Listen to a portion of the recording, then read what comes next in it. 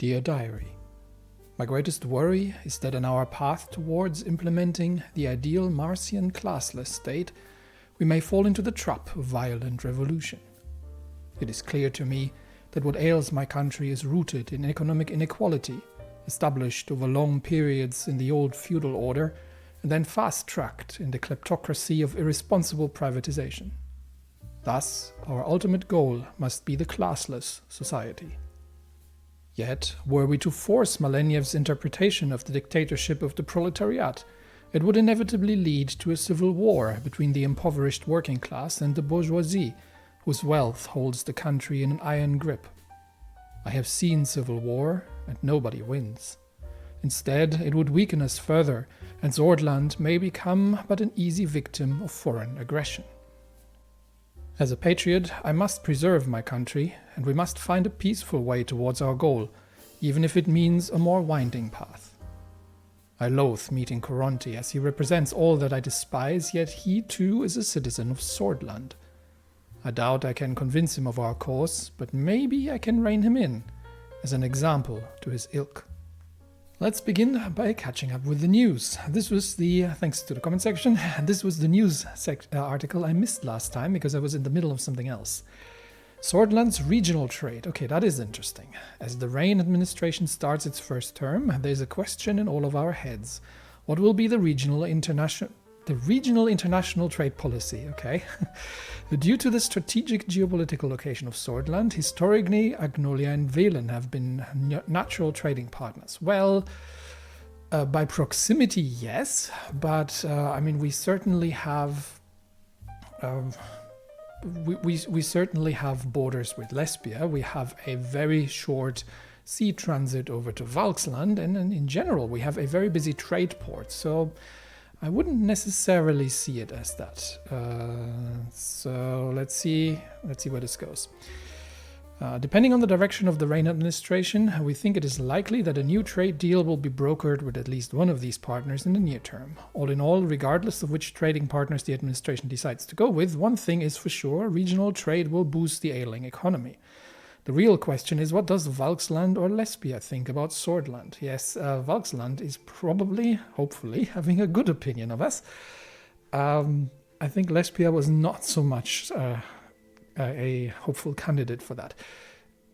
That said, regional trade is all nice and good, but in the end, it doesn't depend on proximity, right? It depends on trading opportunities. So let's say, for example, if Velen had a large hydrocarbon extraction industry, why would we sell them oil and gas? It's more about supply and demand than geological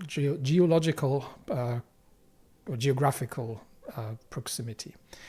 What else do they have to say? This is the newspaper after all, so it's an opinion piece. Ideological dispute between Galmland and Valksland identifies.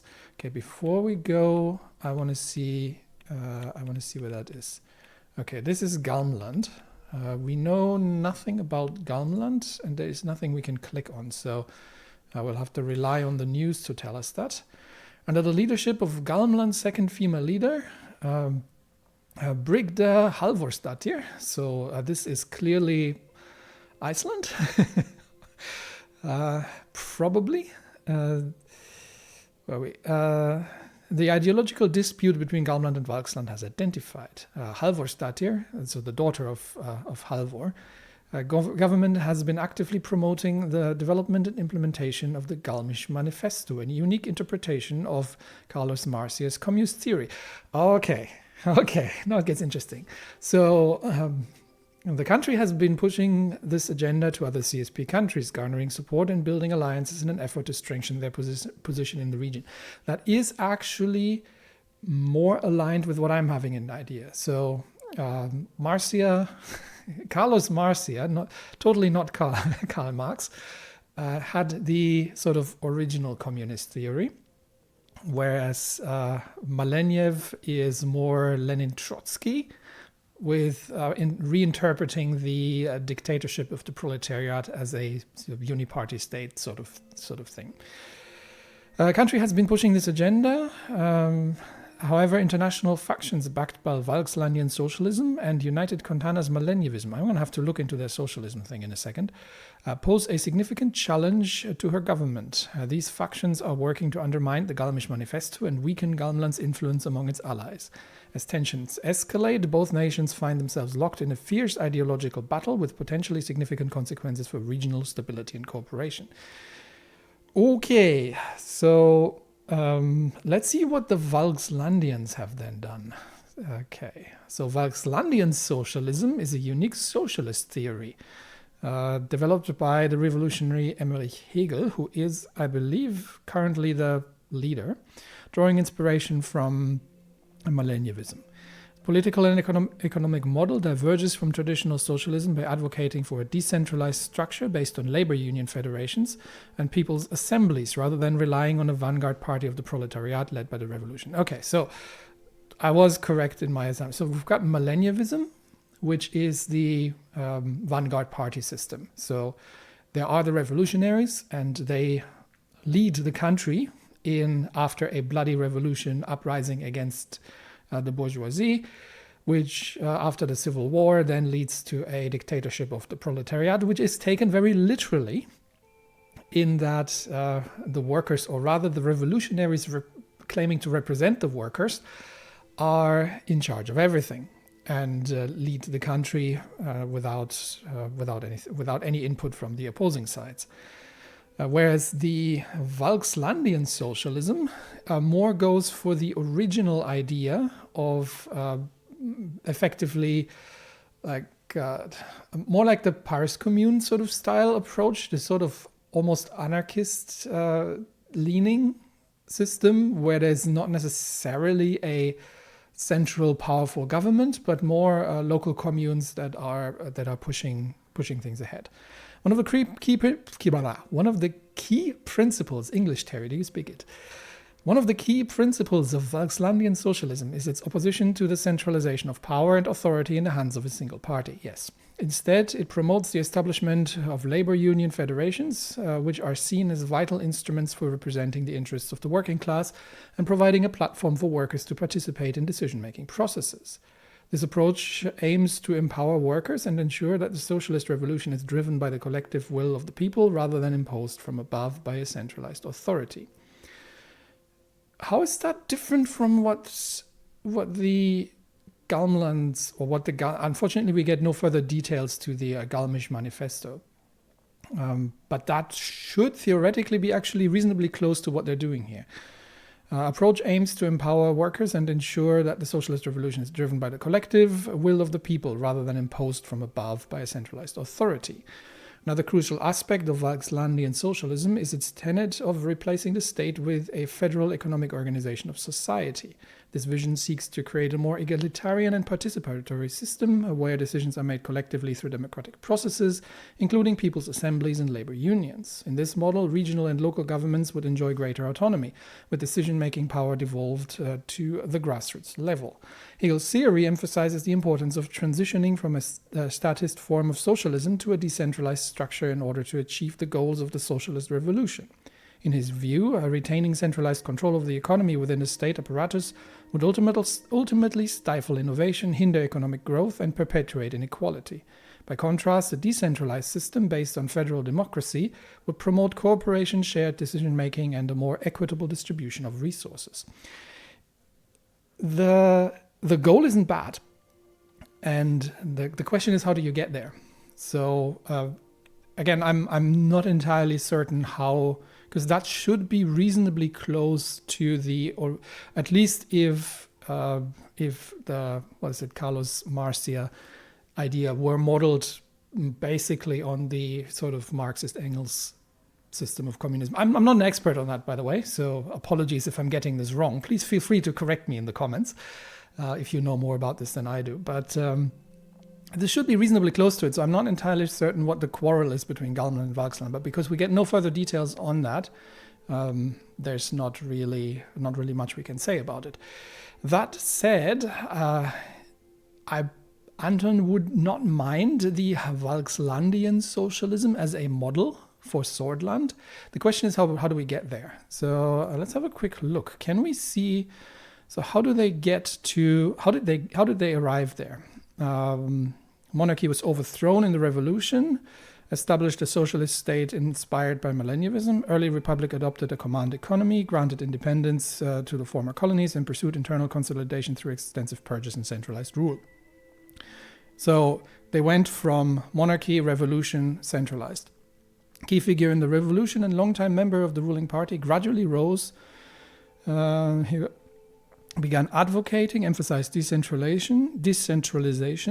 Hegel was elected chancellor and initiated a major political shift. Václav joined the Continental Security Pact. That's literally just a military alliance, but having an independent ideological course. Yeah, that's pretty much the direction I want to go here. Reforms have transformed symbolic institutions into functional organs of governance, increased public participation, is now considered one of the most stable socialist states globally, with no unemployment, a robust social safety net, and a strong civil rights record. Okay. So, yeah, it's a model for post-revolutionary development. The problem is, to a degree, that we are faced potentially with a slightly different situation in Swordland because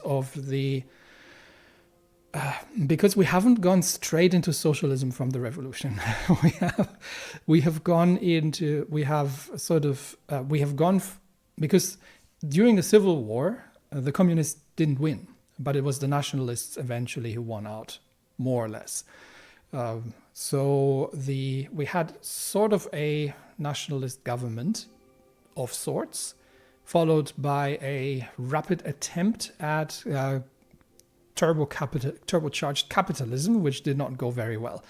So if we were to turn this around, if we're going on with, if we were to take the same path that Václav has taken, I think we have to take the first step.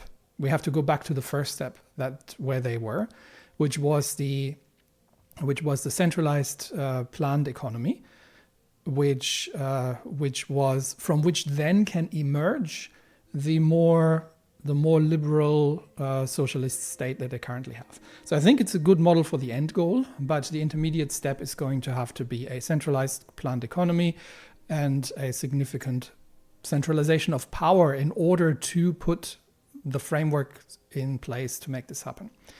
But very, very interesting, and fits perfectly into the thoughts that I had in the intro section, which by itself came out of conversations in the comments. So it all comes together. All right, what do the radicals have to say? Okay, they're complaining about the ball. Whole sort elite gathers for a lavish state ball. Many citizens in the country are uncertain about their own future, but the state has no problem with wasting taxpayers' money right from the start. We demand that these traditions of wasteful nature will become a thing of the past once the president settles in. The team here at the Radical will keep fighting for a better, more equal tomorrow for all. That is actually something I would personally agree with. So Anton does not enjoy these kind of social events. Peter is more the kind of person who does this. But I think if we have an opportunity to reduce state expenditure, especially in the face of like social inequality and economic struggles, then we will do that. So the remunerations for state employees should be similar to what people in the private industry are getting, and not more or less. And these sort of things should stop ideally as well. Gazprom hires freezes hires. So they stopped hiring amid economic strain. As Swordland grapples with economic, it's not that the people they hire are very, very cold. Swordland grapples with economic challenges. Gazprom, one of the nation's largest corporations, has announced a freeze on new hires. Yes. Sorry. I'm not a native speaker as well, but this still amuses me. The corporation, integral to Swordland's energy sector and a significant contributor to its economy, has yet to announce when it intends to lift the hiring freeze. While this development is a blow to the Swedish workforce, it's a reminder of the delicate state of our nation's economy. Yeah, well, we're in the recession. What are they expecting? They shouldn't be complaining about freezing hires. They should be applauding the fact that they're not firing people. Oh well, just my point. Okay, so here we have it officially. Konrad Koronti has passed away. The first and most important modern entrepreneur Swordland has ever seen has sadly passed away today. People looked up to Koronti as a figure of success, respect, and wealth. Yeah, wrong kind of idol here. After his immediate passing, his son Marcel Koronti took over his title as the new CEO of the Heart of Swordland conglomerate.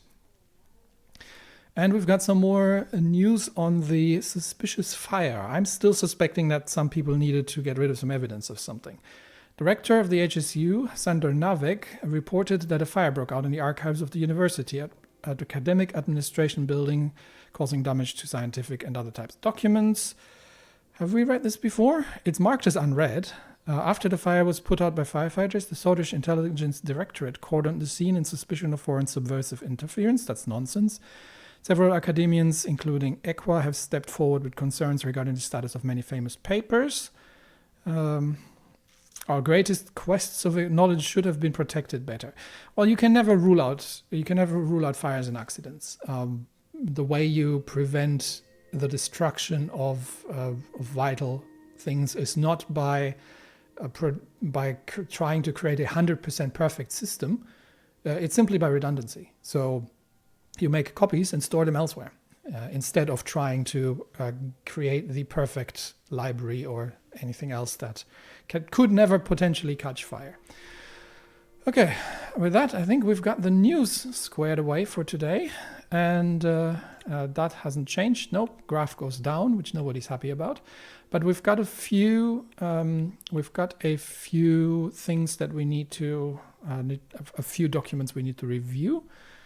So we've got the Republic of Kirute. It's got Constantium. I would have thought Japan, but that almost sounds more like Constantinople. We'll see. The Republic of Kirute. Okay, let's find out what is. Yeah, this is totally Japan. So I'm going to call it Kirute. Republic of Kirute congratulated President Rayne on his recent election victory in Swordland. The Chancellor of Kirute extolled Swordland's democratic process and the peaceful transition of power, emphasizing shared values, expressed positive outlook to continued diplomatic collaboration, mutual growth. So, yeah, and pretty much just a non-committal statement. We've got Valgen. Oh, that's city. Didn't we have anything on the? I think of it. Oh, was that the only one on the? Yeah, this was the only. Why are they having different symbols? Anyway, this was the only one on the regional map, so we can go back to domestic issues. Valgen, what do we have here? Declining energy output at Valgen Dam. That's not good. Valgen Dam, critical energy resource for Swordland, has been experiencing a reduction on its energy output due to its age. Dam's aging infrastructure is proving less efficient, affecting its ability to maintain previous levels of energy generation. Decrease could impact the region's energy supply if not addressed promptly. Plans for refurbishment could be proposed in the future if necessary. Okay, I'm going to take a note of that, because that's one of those things that if you catch it too late, the general problem with infrastructure is if you don't maintain it, it becomes exponentially more expensive, because the maintenance actually prevents the blowout cost of having to repair and eventually just rebuild pretty much the darn thing, because it has caused kind of knock-on effects. So I'll note that we might have to look into that sooner rather than later. We have tourism potential in the city of Ribéry. Ribéry, which with its rich historical sites, unique culture and natural beauty, has untapped tourism potential. However, the city lacks the necessary infrastructure and promotional activities to become a fully fledged tourist destination. Local officials are actively seeking further support to develop the tourism sector. Any strategic plan for Ribéry's development will require focus on infrastructure and the promotion of its attractions. Boosting tourism could significantly enhance the city's economy and create numerous job opportunities. Okay, this is not necessarily the economically troubled area. So let's have a quick look at what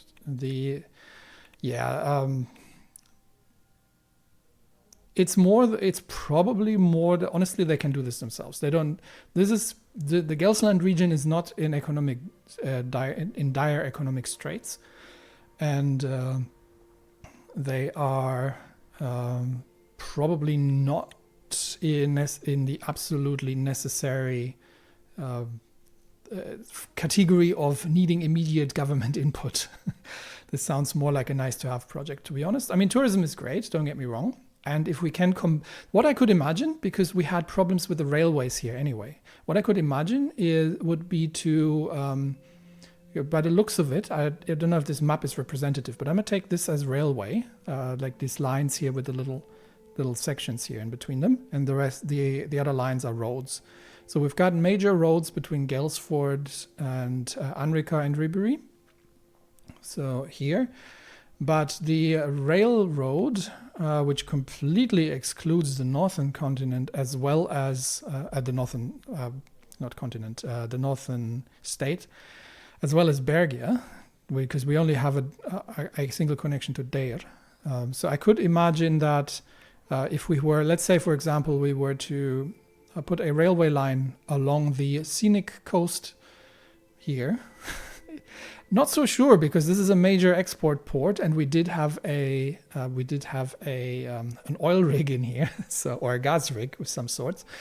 But yeah, let's say we could put a railway line here that would both that would both be a good infrastructure project for like economically, and as well as would be something that could help tourism simply by allowing people to get there more easily, because people who are tourists generally don't have motor vehicles on site. This is also interesting. We have some, I actually didn't notice that, we have some lines here. These could be ferry lines, or these could be trade lines as well. So, who knows? Do I see these on the regional map? I don't, unfortunately. Okay. Oh well. So at least we have some form of shipping happening here, and that would be another option, right? So we could, for example, add like services to allow people. I mean, there's no people going to travel from here to there for tourism purposes, because there's no people here who would have enough money to do so, or very few. But I say, for example, from Lochhaven, right? If that's a major hub and you have relatively wealthy people who want to have a quick getaway over a weekend, instead of having to take the railway from Lochhaven to Gelsord and then hop onto a motor vehicle to make a bus or whatever to make their way to Ribery, you would just make a ferry service and then be done with it. So that would be neat as well. Anyway, I'm talking too much. I think we have to get on with things. All right, we've got things to do in Lochhaven and we've got things to do in Holsord. Let's begin actually with, okay, so Lochhaven has the mega infrastructure decision. One of two planned mega infrastructure projects. Okay, that's the interesting part. So I'm going to keep that for later. Because I am, okay, we've got a few things here. Okay, we've got actually a few things here to review. So this is the political stuff, but the juicy economics are over there. So let's read the reports. Let's see what's going on. It's more about the fire investigation. Further investigation by the police reveal a potential arson case with no identified subjects yet. Police chief has voiced concern about suspected sabotage by foreign nation. Okay, so if the police chief is concerned about foreign, that sounds like a fig leaf. So I'm almost thinking that my first suspicion would be that the police is in some way in on this and is trying to misdirect the investigation away from the actual culprits. I mean, I won't rule it out that it's foreign, that it's something foreign, but I just don't see the sense. Like, what would they gain from that? It's not that they have permanently destroyed anything, or like, yes, they've done some damage to records, but that's not going to, unless it's purely a pure terrorist act. But then, why this isolated? And who's to gain? I'm starting to suspect that the police is in on this. All right, what else goes on here? We have a party committee report. The Reform Committee reports that any potential change to the constitution in the direction of the reformists will likely result in strong opposition from the National Front Party. That's great and all, but we even have a reformist sector inside the USP. So if we can get the PFJP on board with this, we have 200 votes out of 250 seats. I mean, plus potentially the independents. So, tough luck. Members of Assembly in support of such direction seem to be in great numbers and possibly make up a majority of the Grand National Assembly, where most members of the USP seem reluctant about supporting such changes. That is surprising to me. So my understanding was that we actually had a noticeable number of reformists inside on the reformist faction inside the assembly. We just have to be careful to frame this correctly. So we cannot let Richter take credit for any of this.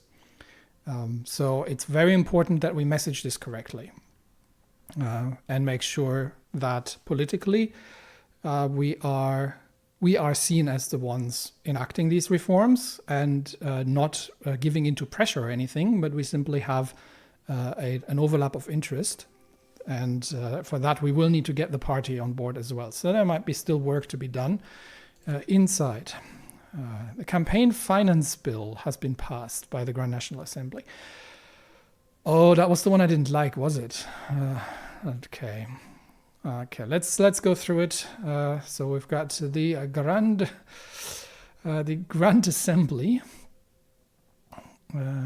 Electoral Campaign Finance Bill. Section 1 of this bill stipulates a significant change in the methodology of public funds allocations to political parties. The new measure replaces the previous system based on the number of votes won in the general direction, with a system reliant on the proportion of seats secured by a political party in the assembly.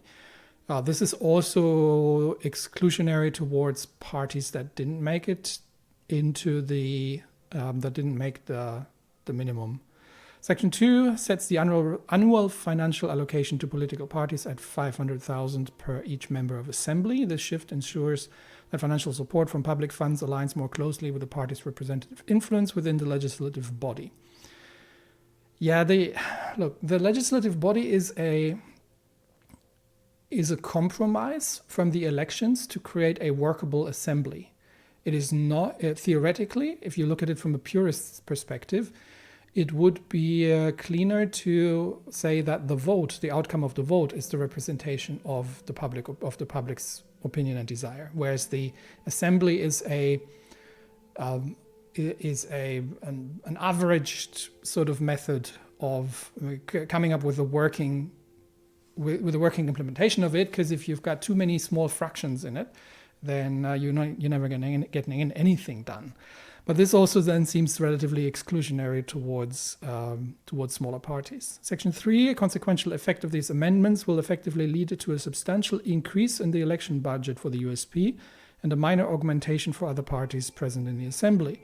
This restructuring of funding fosters a more proportional representation of party presence within the assembly. Yes, I get that. This is unfortunate because I don't think we should have that. Especially if it's an election budget. So it feels more like the stronger you are, the more funding you get. So the next election you get stronger again, sort of system. Restructuring of funding fosters more proportional representation. Yeah. Section 4 highlights an important consequence of this reallocation. Parties that do not meet, that's what I was saying, do not meet the 10% election threshold will see their public funding effectively curtailed. This measure ensures that public resources are concentrated towards parties with a significant representation in the assembly. Yeah, and that's the problem, right? Can I do something about that? Yes, I can. I can veto this. Oh, No, I don't like this at all. I think this is a.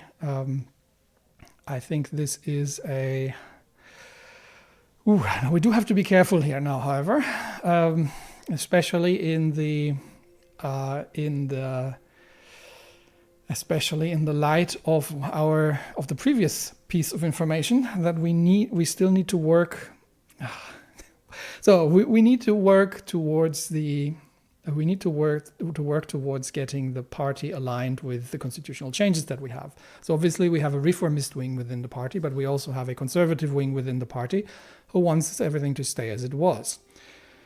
And most clearly, the USP does not have its roots in the ideological direction that I personally want to take the whole thing.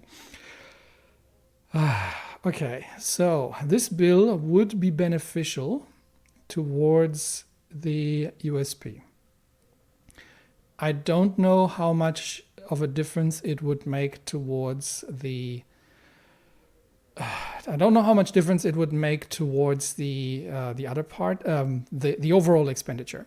It's like, does it increase the overall expenditure? Because it doesn't say. Or is it just a rebalancing of the overall system?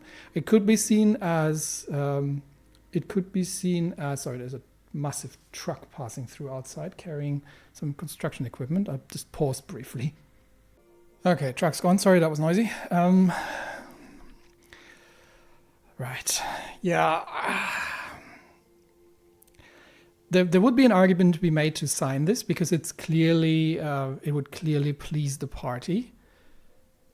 But I think no, this is completely exclusionary towards the margins, and as such, no, I'm vetoing this. I don't like this bill. This is not the direction we want to take it. We want to have and people will need to frame it correctly. I don't know if the game's giving me an option to do that, but we'll need to. Well, I would argue that we actually need to reduce election funding, election budgets. There should be publicly funded debates where representatives from the parties can present their programs. But aside from that, I don't necessarily see the necessity for these sort of things, and especially not that it seems to be like a thing that shovels more money into my party. So no, we're vetoing this. Whew. Did I do the right thing there? We will find out. I have no idea. But we vetoed the bill. Give it back, put it back and saying, no, this is not under my watch. This seems like a cash grab and a power grab for the USP and an exclusionary move towards the smaller parties on the side, which seems to have immediately triggered news. So let's read these for, oh yeah, that happened quickly. The campaign finance bill has been vetoed by President Rayne after its approval from the Grand National Assembly by majority vote on Friday following a 3-hour debate. Richter, who also objected to the funding package, saying it contained too much unfairness in the allocation of the budget, also sought to delay proceedings by demand of formal recorded vote, but was overruled. The bill passed the Assembly but failed to become law by Rayne's decision. I have to say, I agree with Richter. I know that he has a different direction in mind, but I feel like we actually have more in common than not, potentially. We obviously have disagreements here when it comes to planned economy versus free capitalism. But I want to have a social I want to eventually end up with a, you could sort of say, a democratic system, but with a strong socialist foundation that is enshrined outside like in the Constitution, for example, if we can make that happen.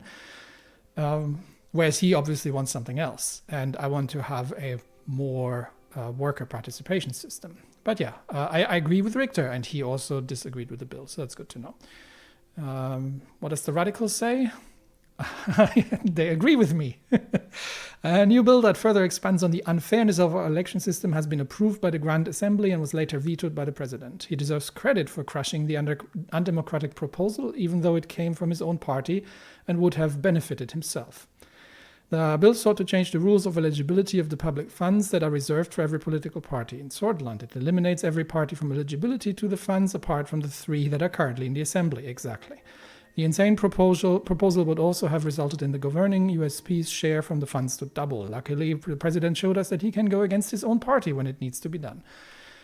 By the sound of it, we didn't even have a proper vote inside the party. So no and heck no, we're not doing that. Is that going to come back to bite me? I have no idea. Let's have a look at the mega infrastructure projects. Okay, now it's the bit that I was actually looking forward to. All right, the Ministry of Economy has put forward 2 bold plans for mega infrastructure projects that would help with the economic recession in the long term. Investing in projects of this scale will take up some portion of our budget, but could prove worthwhile if accomplished successfully. Yeah, absolutely no question, because infrastructure investment is actually way more beneficial than things like direct handouts. So where's my journal? I need my economic data. So yeah, we have a lack of investment clearly, and we have corruption problems. We've got debt to GDP of 138%. But we actually have some funding out of the privatization drives, which if we undo them is probably going to cost us, but we'll see. We have a 10% inflation. And so if we were to, let's say, to resolve the economic problem, are we having a supply side problem, or are we having a money printing problem? Why do we have the inflation? Given the levels of poverty, I'm assuming that we have a money printing problem, and that aligns with the high government debt. So we have a currency devaluation, or an increase in overall amount of money available, which means that direct handouts would be highly inflationary, because we're increasing demand against. We would increase in demand. With the poverty rate, we may be able to get that not being inflationary if we target it correctly. So if we don't target it at everyone, but only target it at the people most affected, this would actually be beneficial, because they're not going to spend it on luxury items or high demand items, but they're going to spend it on basic necessities. Unfortunately, I don't have the details of our supply demand situation in the country, but my point is that you give government money, which is basically debt, to the people to consume, to increase consumption, to increase domestic consumption in order to improve the economy. It's a one-off, right? Once the money is gone, you haven't achieved anything. Like you would either have to keep doing that, which is highly inflationary, or you do it in other ways. Now, the government does have, or one of the jobs of the government is the redistribution of wealth. So ideally, we would be taking wealth from, we would be taking a large share of the profits, or the productivity of the country, and redistribute it to those who are in need through improved services and other support of things. Eventually, with the goal, but that's again the leaning here, to create a participatory system where people have a direct participation in the profits, rather than an indirect system of taxation and redistribution. But what I'm trying to get to is that investments in infrastructure, especially in economically bad times, are having a much more potentially long-running boost for the economy. So we are totally doing that. Let's see what projects they are proposing here. Okay. So I have decreased my government budget. Yes, I can see that, but where's the infrastructure project? Okay, there we go. So we get to discuss the potential infrastructure projects now. Economic stability. Oh, look at that. Stonks go up. Obviously, this is minor, but just the decision to improve that.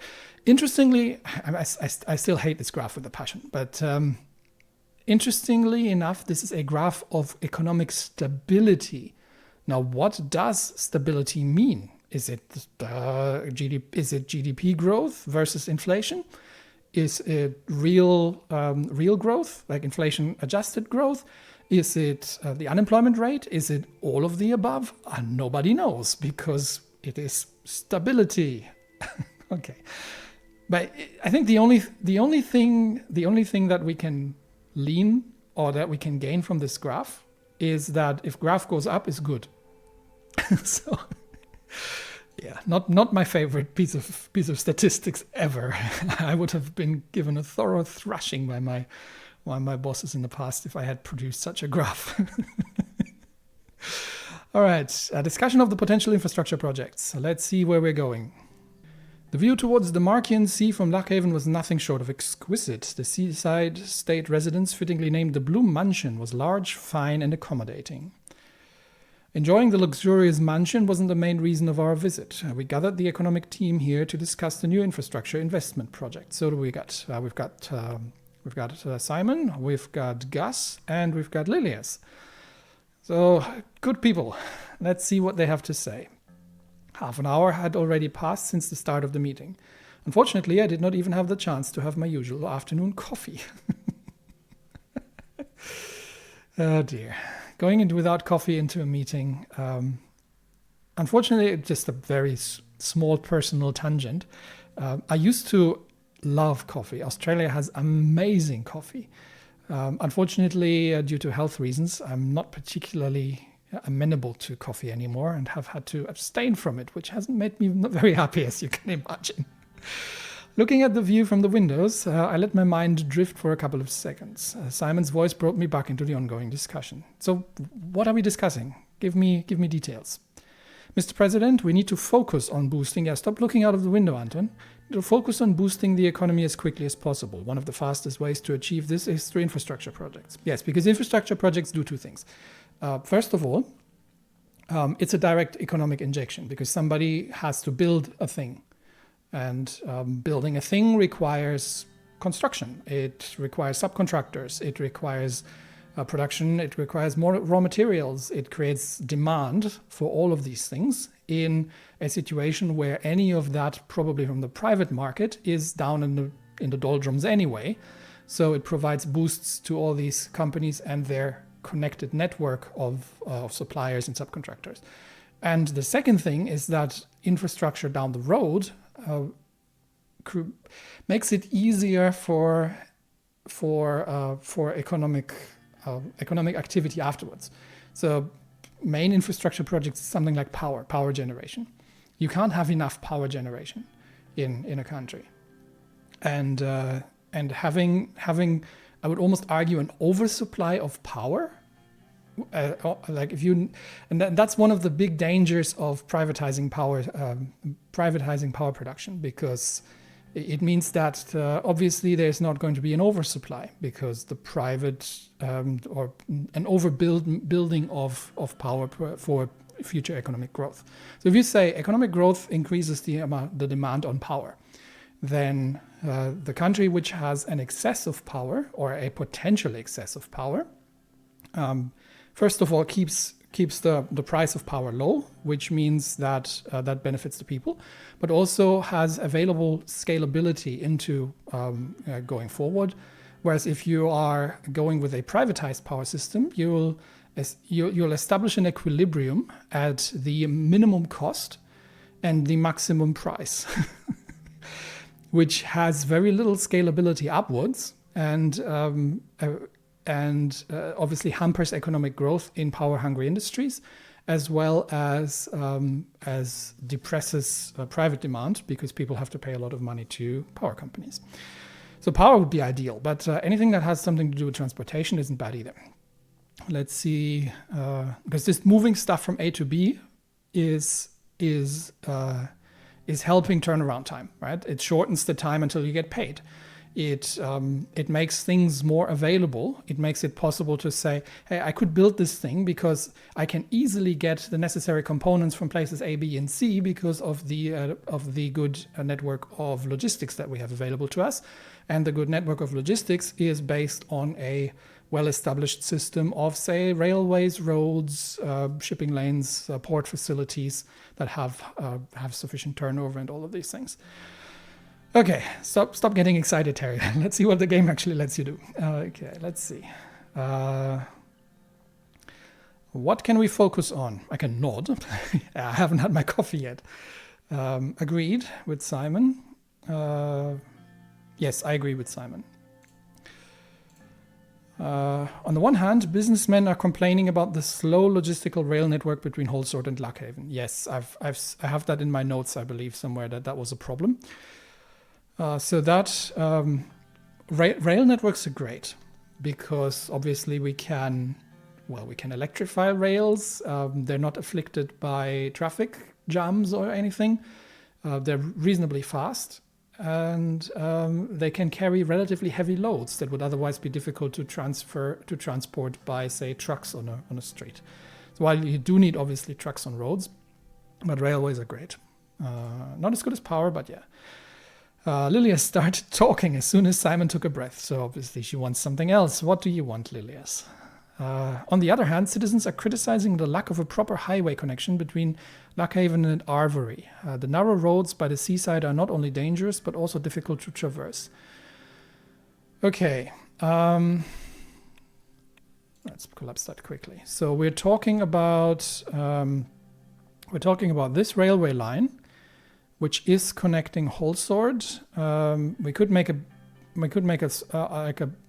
bypass here towards Erlery. Okay, so the red ones are big streets, the small ones are tiny roads, and these ones are sort of medium roads.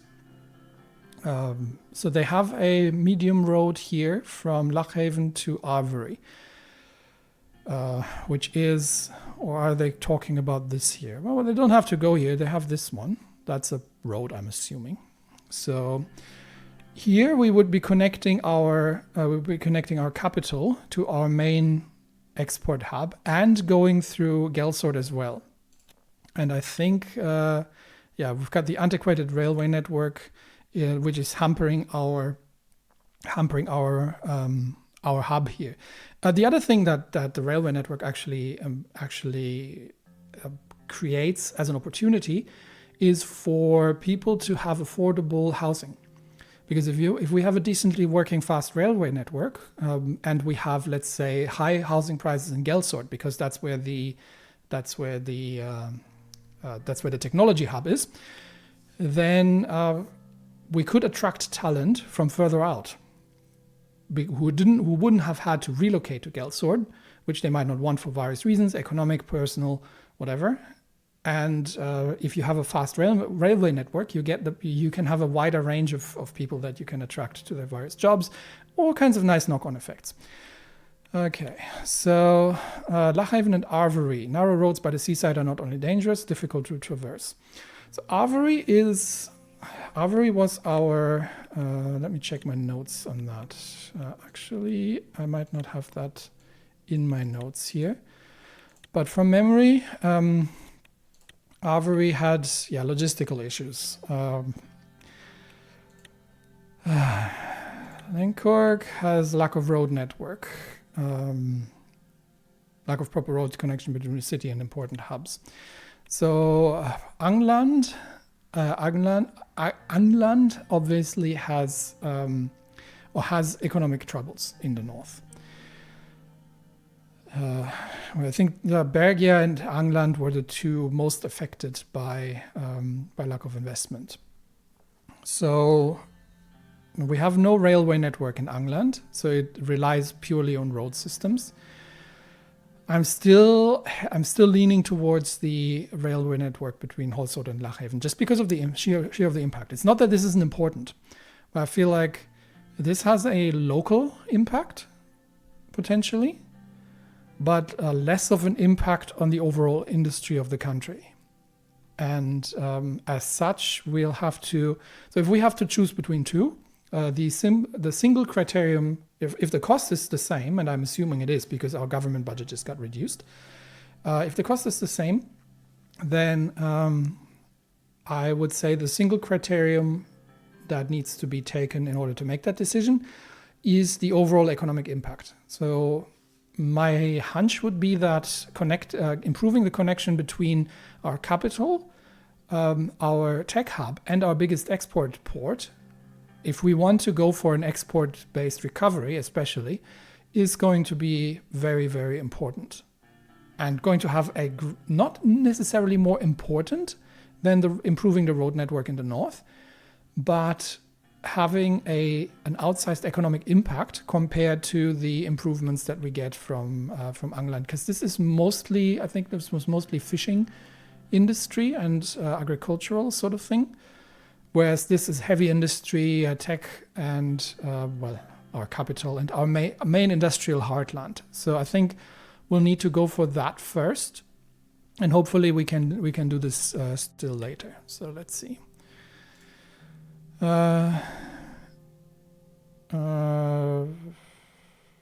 We need to pick the most profitable option for economic growth. We need to heed the calls of our businesses in days of recession. Pick the most profitable option for economic growth. Yeah, that was my argument, right? The citizens and their demands matter, but all of them are citizens. And let me put it this way. It's not that England doesn't get any benefits out of an overall economic recovery, even if it's not caused directly by investments into their own state. So I think most profitable option for economic growth is what I'm looking at, because that's our biggest problem right now. Economic malaise is the root of everything. It is the root of the sectarian crisis. It is the root of the educational crisis. It is the root of the potential instability.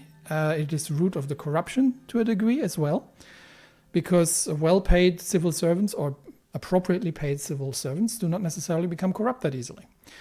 No, we need to pick the most profitable option for economic growth, which is obviously connecting our two most economically powerful cities. I agree, Gus. Yes. It is not business people who are suffering now, but ordinary folk. Yes, Lilias, I agree. But we're not ending their suffering by building roads in the poorest state. But ordinary people are suffering all across Swordland. So we need to do whatever gets the Swordish economy going in order to improve the economic situation for everyone. Right? We can even do this later by direct handouts if necessary. So if we get outsized profits out of this, we might be able to do direct support of the people in England. That is the way we need to go. What really matters is that our first economic act accomplishes something tangible. I agree, Simon. I agree. I'm with you on that.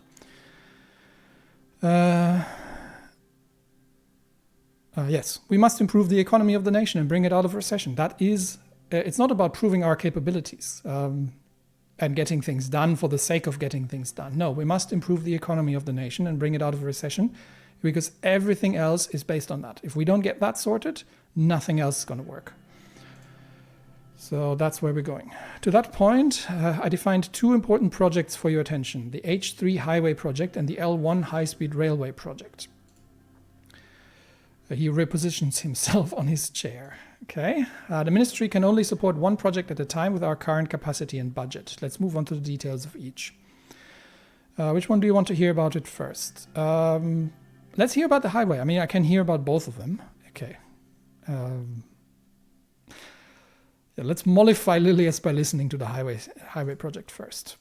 The H3 project aims to improve the abysmal state of the road network in Angling region bordering Agnolia. The area is home to several million Agno-Swordish and Swordish citizens. They're all Swordish citizens by constitution, who currently feel neglected. There are no proper highway connections to and from England. The mayor of Arvery, Eric Neal, has been asking for a bigger budget to develop the regional infrastructure. He told us that even trucks are having a hard time traveling through the main roads. The increased traffic is causing trouble for people commuting in and out of the region.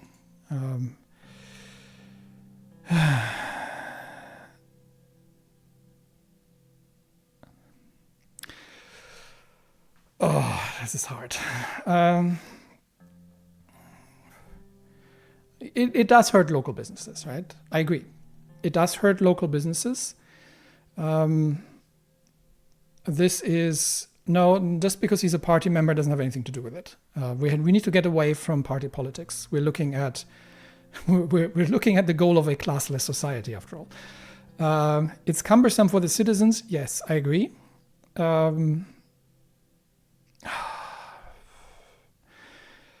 The problem I'm having with this is that the whole country is suffering. And I just don't feel that investment in the poorest region is giving us the same economic benefit that we would get from investing in the central region. And there's nothing gained, right? England gets new highways, and at the end of the day, that improves things slightly in England, but the whole country goes to excrement, and then England goes down with it. It's not the thing we need to do right now. Like, I agree that this is bad for the citizens. I agree that this is hurting local businesses, but I don't think this region is the priority for us right now. That sounds bad, though. I don't want to sound like I don't care about poor people. In the opposite, I'm trying to make everyone not poor. Let's say, yeah, that must be cumbersome for the citizens. It is. I'm happy we're thinking alike on the matter. Let's take a more detailed look at the upgrade proposal. Lilias was pointing at Lochhaven. Okay. H3 highway route starts here in Lochhaven. From there to Lencourg. And from there it goes all the way to Avery. As a result, the road network towards the Agnolian capital, Stahlport, will also improve substantially. Okay. Oh, so we're looking at foreign trade with Agnolia improvement. That's not going to be enough. Agnolia is a small country. We're like 3 times the size of that place. Boston leaned forward in her chair. As mayor, I saw the central government continuously neglect our country's Agno-Sordish-dominated regions. Is this administration going to continue that kind of negligence?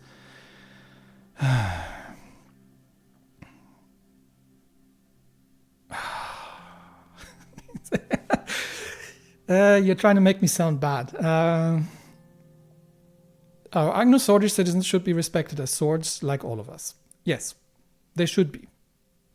And that is not wrong. But at the same time, I still don't believe that this is our primary investment focus. There should be no preference or separation among Sordish citizens, meaning we should think about what's best for the country overall. Exactly, Gus. It has to be pointed out that the highway would be less beneficial in the short term. I have to disagree. It will increase the speed of transportation. Yes, Lilias, yes, it will. But the transportation of what? What is the economic impact? And because the economic impact for the whole country decides, in the end, if we stand or fall. And if we're at the precipice, we don't have the luxury of favoriting those that need the thing the most in terms of immediate benefit. Our citizens will be quite pleased if we successfully accomplish this. Where if we enter trade talks with Agnolia, they will see the investment as a positive sign. I want to hear about the railway project. Yes, please. Alfonso failed to deliver on this campaign promise, but now we have the opportunity to start the construction of a groundbreaking railway project. Our current trains cannot meet the standards of today. As many other countries adopt new electric engine technology to power up their trains, we're falling behind. Oh, we're running on steam, are we? News about the new electric trains in Contana has piqued our business's interest. They too want to transport resources and material from Holstott to Lochhaven with great speed and efficiency. I agree. The superpowers have led the way with their high-quality technology. We got to keep up. This could empower businesses and bring investments. Major cities need more infrastructure to support their growing population. Look, I'm completely on board with you here, Gus. We've got to keep up. Yes, technology is at the heart, especially something like a switch from steam to electric power. Would be interesting. Although we're not a superpower, and we don't want technology for its own sake, it could empower businesses and bring investments. I think that's probably the best way to see it. Growing population, okay. We're having yes and no. So if we are investing solely in the urban side of things and impoverishing the rural areas, we're we're causing like massive urbanization, and with it, that brings with it its own kinds of problems. It's increased crime, it's increased poverty because it's hard to keep up, and it's sort of a self-powering loop, because the more you invest, the more you get in urban centers.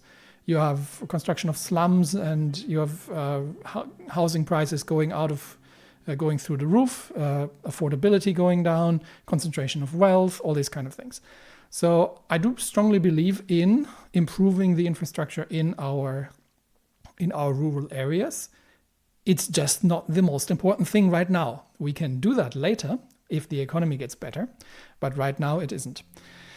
Could empower businesses and bring investments. Yes. This should be our priority: growth and development optimization. Our plan is to upgrade the old L1 line from Horsort to Lochhaven. It will transform into a high-speed railway. Simon's looking attentively. Planned construction starts here at the capital. From there it will go to Anrika first. Okay. Are we bypassing Erluri, or can we? I mean, we can always do that later. We can always do a secondary railways. Oh, even the road network probably works if there's a station here. And then connect to Gelsord, after which it will reach Lochhaven, our economic powerhouse. Well, our export powerhouse, really. The L1 will significantly boost the economies of the newly linked cities and even the rural areas in between. Lochhaven is our primary port, so the goods unloaded there will be transported to Holsort much faster. Okay, so yeah, import as well. It makes potentially importing more viable. Yeah, that's true.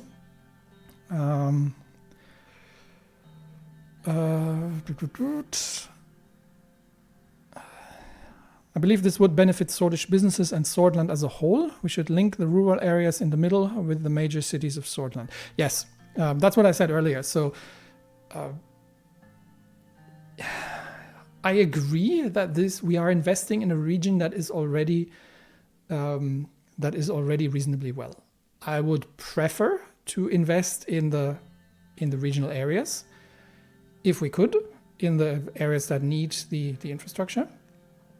But we can't right now, because we are in a 3-year recession, and we are in a debt spiral, because the relatively high inflation is not doing us any good either. So yeah, we should link these rural areas in the middle with the major cities of Swordland. That will allow us also for less centralized economic development, potentially drawing putting some ease on housing pressure and other things. And it's not ideal. And Lilias, I agree with you that this would need more investment, but it's just not the right thing right now to do. Yeah. We're talking about the wealthiest regions and forgetting about Angland, which needs the investment. Yes, Lilias, that's not... The mayor of Anrika, Curtin Lester, also requested this project to be prioritized. Businessmen in the region will be very content, which in turn will increase investment and employment. I'll recommend the L1 high-speed rail project. Okay, I've settled on a decision.